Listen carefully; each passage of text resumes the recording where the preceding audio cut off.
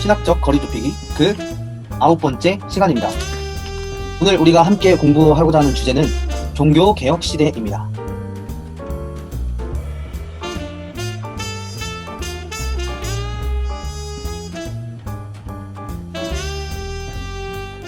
종교개혁 시대 개신교의 시작에 대해서 알아보도록 하겠습니다. 먼저 종교개혁 이전 시대 개혁자들에 대해서 한번 살펴보겠습니다. 첫 번째로는 교리적 개혁자가 있었습니다. 위클리프와 얀 후스입니다. 실제적 개혁자로는 카다리아 왈도, 신비적 개혁자로는 사보나롤라, 에크하르트, 베셀, 이런 여러 개혁자들이 종교개혁 이전 시대의 개혁자들이라고 말할 수 있을 것 같습니다. 종교개혁의 5대 개혁자들을 살펴보면 독일의 루터, 스위스의 쯔빙글리, 스코틀랜드의 존 낙스, 영국의 헨리 8세, 그리고 프랑스의 칼빈을 둘 수 있을 것 같습니다. 종교개혁의 원인으로는 교회의 부패와 교황의 세속화, 교회의 타락, 그리고 위클리프와 얀 후스와 같은 종교개혁 이전 개혁자들의 영향이 있었습니다. 또한 레오 10세의 면죄부 판매로 인해서 루터의 동기가 그 직접적인 종교개혁의 원인으로 작용했습니다. 종교개혁의 시대적 배경을 살펴보면 유럽의 15, 16세기는 사회문화적 격동의 시기였습니다. 종교개혁의 발생과 진행 과정에 큰 영향을 주었고 지리상의 발견, 과학의 발전, 민족주의의 대두, 인쇄술이 발달했고 로마 카톨릭의 타락 등이 시대적 변화와 동시에 일어난 사건이었습니다. 또한 이탈리아와 북유럽에서는 이미 르네상스 운동이 일어났고 그 사상에 영향을 받은 에라스무스는 루터에게 많은 영향을 주게 되었습니다. 1516년 에라스무스는 헬라어 신학성서를 출판해서 라틴어 성서의 잘못된 부분을 지적하였고 루터의 사상과 신학에 큰 영향을 주게 되었습니다. 에라스무스는 여러 책들을 통해 중세 교회의 폐단을 비판하고 카톨릭 교회의 부패와 타락을 비판하였습니다. 이렇게 에라스무스는 루터의 길을 예비한 예비 선구자라고 할 수 있습니다. 루터는 믿음을 통한 은총에 의한 구원의 신학을 펼쳐나갔는데 오직 하나님께서 베푸신 은혜의 믿음을 받아들일 때만 의롭게 되며 구원을 얻을 수 있다고 주장하였습니다. 은혜의 결정적 표징은 십자가라고 이야기하면서 자신의 신학을 십자가 신학이라고 이야기하였습니다. 루터는 면죄부의 허구성을 깨닫고 1517년 10월 31일 비텐베르크 성교회 문의 95개조 반박문을 게시하였습니다. 이에 교황 레오 10세와 황제 카를 5세는 1521년 루터를 보름스에 소환하게 되었습니다. 그렇지만 루터는 자신의 견해를 철회하지 않음으로써 교회와 국가의 적이 되고 말았습니다. 이후 프리들리히 3세의 도움으로 발트부르크 성에서 루터는 신학 성서를 독일어로 번역하게 되었습니다. 이제 개인이 성서를 읽을 수 있게 되었고 은혜와 믿음으로 구원을 얻는다는 복음이 가장 명확하게 나타나는 로마서와 갈라디아서를 정경 중의 정경으로 여겼습니다. 여기서 주목할 사상은 루터의 만인 제사장 교리입니다. 이 교리는 코람데오 즉 하나님 앞에서 개인의 가치를 발견하고 존중하도록 만들었습니다. 또한 루터는 급진주의자들과의 대립이 있었는데요. 루터는 국가도 하나님이 세우신 기관이기 때문에 매우 신중하고 보수적인 태도를 견지했습니다. 성만찬에 대해 루터는 쯔빙글리와의 갈등을 겪었는데 루터는 성만찬 시에 주님이 육체로 임한다고 주장을 하였습니다. 루터의 3대 논문과 3대 주의를 알아보겠습니다. 루터는 독일 기독교인 귀족에게 고함이라는 논문에서는 교황청의 부패를 공격했고 교회의 바벨론 포로라는 논문에서 만인 제사장, 세례와 성찬, 공제서를 주장하게 되었습니다. 또한 크리스찬의 자유라는 논문에서 로마서를 토대로 이신칭의, 이신득의를 주장하였습니다. 루터의 3대 주의는 이신칭의, 만인 제사장, 성서의 권위를 둘 수 있을 것입니다. 루터가 종교개혁에 미친 영향으로는 1546년 루터가 죽었을 때 우리는 거지들이다. 이것은 진리다. 라는 쪽지가 발견이 되었습니다. 우리에게 선한 것이라고는 아무것도 없다. 우리에게 있는 선한 것은 모두 하나님의 선물이다. 라고 하였습니다. 멜라니토는 인류의 역사를 통틀어 그리스도의 복음을 가장 명확하게 전달한 오인으로 이사야, 세례요한, 바울, 아우구스티누스, 루터를 꼽았습니다. 다음으로는 쯔빙글리입니다. 쯔빙글리는 스위스 빌트하우스에서 루터보다 약 7주 늦게 태어났습니다. 어릴 때 카톨릭에서 교육을 받았고 라틴어, 음악, 변증법 등 인문주의 경향을 넓게 배우게 되었습니다. 1509년 콘스탄츠에서 사제 안수를 받았고 1520년 카톨릭 성직록을 거부하였습니다. 1519년부터 치리위에서 목회를 하였는데 이때부터 쯔빙글리는 개신교 전통의 강해 설교를 하게 되었습니다. 또한 사순절 소세지 사건과 급진주의자들과의 논쟁, 또한 교회와 사회개혁을 통하여 철저한 성경 연구, 구휼, 결혼법 등을 가지고 나왔습니다. 루터와의 성만찬 논쟁이 있었습니다. 그 중심에는 그리스도의 임재에 대한 차이가 있었습니다. 쯔빙글리는 죽으면서 오직 하나님께만 영광, 또한 개신교의 성서 강해 전통인 강해 설교 전통을 수립했고 철저한 성경 연구에 중심을 두게 되었습니다. 사순절 소세지 사건은 1522년 사순절 기간에 소세지를 먹은 프로샤우어스와 몇몇을 로마 교회에서 처벌하려고 했습니다.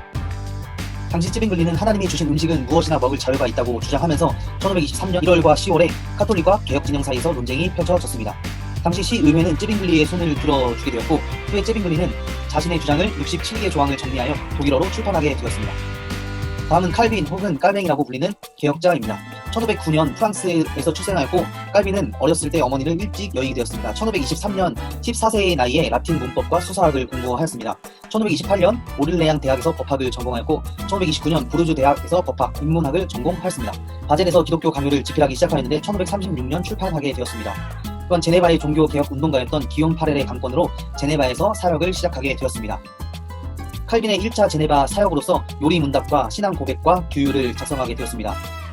또한 칼빈은 마르틴 부처의 초청으로 스트라스부르에서 사역을 하게 되었는데 이때 칼빈은 목회자, 저술가, 교수, 중재자의 역할을 감당하게 되었습니다. 신약 성서를 주석하였고 이때 칼빈은 결혼을 하게 되었습니다.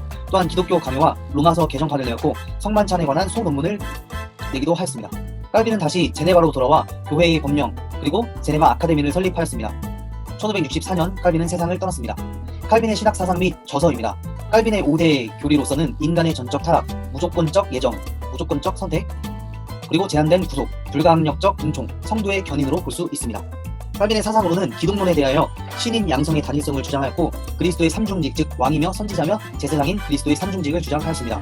교회관에 대하여서는 국가와 교회가 분리되어야 한다고 주장했습니다. 국가의 교회 불간섭과 교회는 국가를 지도하여야 한다고 주장하였습니다. 또한 교회는 목사, 교사, 장로, 집사의 사중직을 감당하여야 한다고 주장을 하였습니다.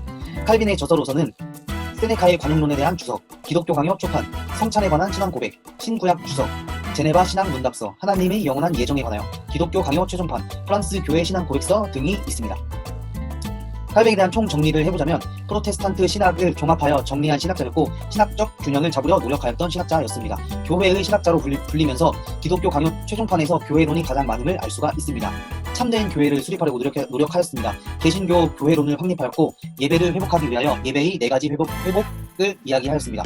말씀 선포, 구제, 성만찬, 기도, 시편 찬송가를 회복하려고 하였습니다. 또한 제네바 아카데미를 설립하여 경건과 학문의 균형 잡힌 신학을 전개해 나갔습니다. 다음으로는 3대 개혁자들의 신학 사상 비교입니다. 루터와 쯔빙글리, 칼빈 비교입니다. 근본 원칙으로는 루터는 이신득이의 하나님, 쯔빙글리는 신의지 중심, 칼빈은 절대 주권 사상을 강조하였고 성찬론에 관하여는 루터는 공제설, 쯔빙글리는 기념설, 칼빈은 영적 임재설을 주장하였습니다. 신학 중심으로는 루터는 그리스도의 중심성, 쯔빙글리는 신의지 중심, 칼빈은 하나님 절대권 중심을 가지고 있었습니다. 국가관으로는 루터는 교회는 국가에 복종해야 한다고 말했으며 쯔빙글리는 민주 헌법과 교권 배격을 내세웠습니다. 칼빈은 국가와 교회가 분리되어야 한다고 주장하였습니다. 이렇게 같은 종교 개혁자들도 저마다 근본 원칙, 성찬론, 신학 중심, 국가관에 대하여는 이렇게 조금씩 다름을 볼 수가 있습니다.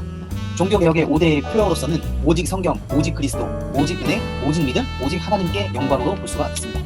종교 개혁의 결과입니다. 정리하자면 종교 개혁은 성서의 근본 사상으로 환원시키는 큰 운동이었으며 예식화된 예배, 즉 가톨릭의 예식화된 예배를 성서 중심으로 돌이켰습니다. 또한 개인의 신앙의 자유를 획득하였고 로마 교회의 혁신 운동이었습니다. 공건주의의 몰락과 중산 계급의 부흥이 있었으며 지식의 발달로 문화를 향상시켰습니다. 자본주의의 형성에 큰 영향을 주었고 공업 발달, 그리고 교황의 권위에 도전하였던 운동이었습니다. 또한 교회의 분열의 길을 열어줬고 여러 교파가 분열하였습니다. 인명피해와 경제적 피해도 발생하게 되었습니다. 오늘 우리가 함께 살펴보았던 종교개혁 시대의 교회를 통하여 한 가지 배울 수 있었던 점은 중세시대를 지나면서 도황 제도가 강화되고 또한 수도원 제도를 통하여 교회를 갱신하려고 노력했던 수도사들마저 자신의 영웅주의를 표방하고 또한 수도원이 말씀을 떠나서 미신과 방종과 타락의 온상이 되었던 그런 중세교회 가톨릭 교회를 오직 성경, 오직 예수, 오직 그리스도, 오직 말씀, 오직 하나님께만 영광이라는 이 종교개혁의 5대의 표어를 통하여 부패하였던 가톨릭 교회를 하나님의 형상으로 살아가지 못한 그 교회의 모습들을 하나님의 형상대로 그 말씀을 수행하고 하나님의 뜻을 반영하고 하나님의 통치를 실현하는 그런 교회로 개혁하려고 했던 많은 개혁자들의 노력이 있었다는 것을 우리는 배울 수 있었습니다. 개혁교회는 항상 개혁되어야 한다는 말이 있습니다. 지금의 우리 한국 개혁교회들은 코로나19 상황을 통하여 예배의 개혁, 교회의 개혁, 신앙의 개혁을 오직 성서의 권위를 붙들고 성서의 말씀대로 돌아가야 할 것입니다.